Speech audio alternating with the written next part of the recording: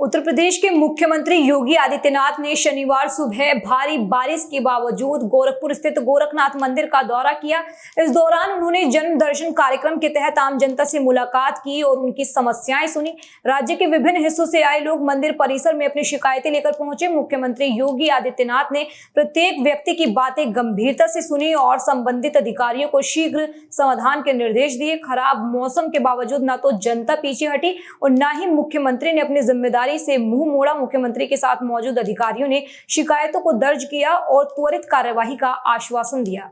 खबर अलीगढ़ से है, जहां कुंभ मेले से सुर्खियों में आई सनातन प्रचारक हर्ष रिछालिया की पदयात्रा को पुलिस ने रोका। वृंदावन से संभल जा रहे मार्ग पर रोक दिया है। बता दें कि कुंभ मेले के दौरान अपने बेबाक विचारों और सनातन संस्कृति के प्रचार के लिए चर्चा में आई हर्ष रिछालिया की युवा जोड़ो पदयात्रा को अलीगढ़ पुलिस द्वारा रामघाट मोड़ पर रोक दिया गया। ये पदयात्रा वृंदावन मथुरा से आरंभ होकर संभल तक जाने वाली थी, लेकिन रास्ते में ही कारसी थाना क्षेत्र की पुलिस ने इसे बीच में ही रोक दिया। इस कार्यवाही को लेकर समर्थकों और आयोजकों में आक्रोश का माहौल है। ये पदयात्रा वृंदावन से संभल की थी और फिलहाल हम बुलंदशहर के अंदर एंटर हुए हैं और अभी यहीं विश्राम कर रहे हैं। आगे देखते क्या होगा। जी, पुलिस प्रशासन की तरफ से हमें रोका गया है और यात्रा को रामघाट पे खत्म करने के लिए बोला गया, समापन करने के लिए बोला गया है। तो हम जाएंगे, अब से थोड़ी देर में हम निकलेंगे रामघाट की तरफ और देखते हैं आगे ईश्वर की क्या मर्जी होती है। बिल्कुल स्नान तो करूंगी, क्यों नहीं करूंगी, स्नान करूंगी और उसके बाद शायद उम्मीद है कि ईश्वर कोई रास्ता खोल दे।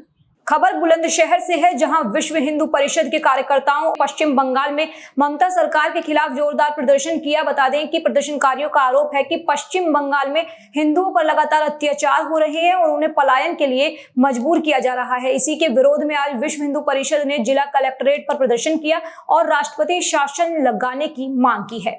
उद्देश्य जो बंगाल में हिंदुओं को प्रताड़ित किया जा रहा है, जो ममता बनर्जी द्वारा सरकार निष्क्रिय काम से काम कर रही है, हिंदू विरोधी कार्य कर रही है और जिन जिहादी मानसिकता के लोगों ने हमारे हिंदुओं के दुकानें जलाई, वहाँ पे 3 निर्मम हत्याएं की गई, उसके विरोध में प्रदर्शन में जो राष्ट्रपति शासन लगवाने के लिए हम लोग आज ये एकत्रित हुए हैं।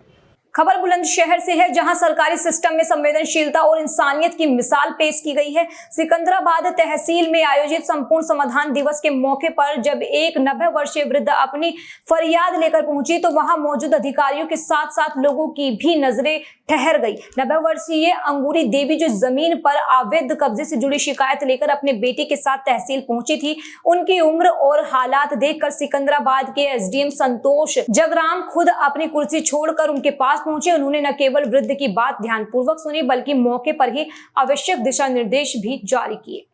खबर अलीगढ़ से है, जहां मैक्स अस्पताल पटपड़गंज ने पीठ दर्द की रोकथाम के लिए एक बड़ा जन जागरूकता सत्र का आयोजन किया गया। रीढ़ की हड्डी से जुड़ी स्वास्थ्य समस्याओं पर बढ़ती चिंताओं को उजागर करते और पीठ दर्द के प्रति जागरूकता बढ़ाने के उद्देश्य से इस कार्यक्रम का आयोजन किया गया। इस सत्र का नेतृत्व मैक्स सुपर स्पेशलिस्ट अस्पताल पटपड़गंज के orthopaedics and joint replacement spine surgery विभाग के associate director doctor Bhupendra Pratap Bharti ने किया। खबर सहारनपुर से है, जहां ऑनर किलिंग की खौफनाक घटना सामने आई है। बता दें कि 2 नवंबर 2022 की रात एक दिल दहला देने वाली घटना ने पूरे क्षेत्र को झकझोर कर रख दिया। थाना गांव के एक युवक जिया उर्फ रहमान ने अपनी ही प्रेमिका को पीट कर मौत के घाट उतार दिया था। मामले को शुरू से ही दबाने की कोशिश की गई। 2 साल बाद मामला सुप्रीम कोर्ट के संज्ञान में आया तो कोर्ट ने यूपी पुलिस को दोबारा जांच के आदेश दिए हैं। खबर अलीगढ़ थाना क्षेत्र के हरदुआगंज से है, जहां नकाबपोश बदमाशों ने दुकान में घुसकर लाठी डंडों से मारपीट की और तमंचा लहराते हुए मौके से फरार हो गई। बता दें कि घटना के बाद से बाजार के लोगों में आक्रोश का माहौल बना हुआ है। घटना के बाद पीड़ितों ने थाना पहुंचकर नामजद आरोपियों के खिलाफ तहरीर दी है। पुलिस आरोपियों के खिलाफ मुकदमा दर्ज कर आगे की कार्यवाही कर रही है। अवगत कराना है दिनांक 17/4/25 को थाना हरदुआगंज कलाई गांव क्षेत्र अंतर्गत 2 पक्षों में पैसे के लेन देन को लेकर विवाद, उसके फलस्वरूप मारपीट की सूचना प्राप्त हुई। सूचना प्राप्त होते ही तत्काल थाना पुलिस मौके पर पहुंची। मजरूहों का मेडिकल परीक्षण कराया गया। प्राप्त तहरीर के आधार पर समीचीन धाराओं में अभियोग पंजीकृत कर लिया गया है। अभियुक्तों की धरपकड़ के लिए टीमें गठित कर दी गई हैं। मौके पर पिकेट लगा दी गई है। विवेचना प्रचलित है। मौके पर शांति व्यवस्था सामान्य है।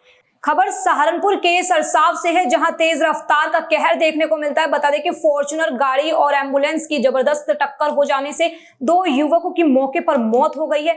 घटना कल देर शाम की बताई जा रही है। मौके पर पहुंची पुलिस ने दोनों युवकों को पोस्टमार्टम के लिए भेज दिया है और मामले में आगे की कार्यवाही में जुट गई है। घटना के बाद से परिजनों का रो रो कर बुरा हाल है। करीब 7 बजे थाना सरसावा को अंबाला रोड पर ग्राम सोराना के पास एक रोड एक्सीडेंट होने की सूचना मिलती है, जिसमें कि यह सूचना मिलती है कि एक एम्बुलेंस की सामने से आती हुई तेज गति से एक फॉर्च्यूनर गाड़ी उससे टक्कर हो जाती है। जब थाना सरसावा पुलिस मौके पर पहुंचती है तो पता चलता है कि जो एम्बुलेंस का ड्राइवर है और उसमें एक पेशेंट था, उनकी मौके पर ही मृत्यु हो जाती है तथा एम्बुलेंस में जो 3 व्यक्ति सवार थे उनको चोटें आई हैं, जिनका पुलिस द्वारा मेडिकल कराया गया है, जिनकी स्थिति अभी सामान्य है।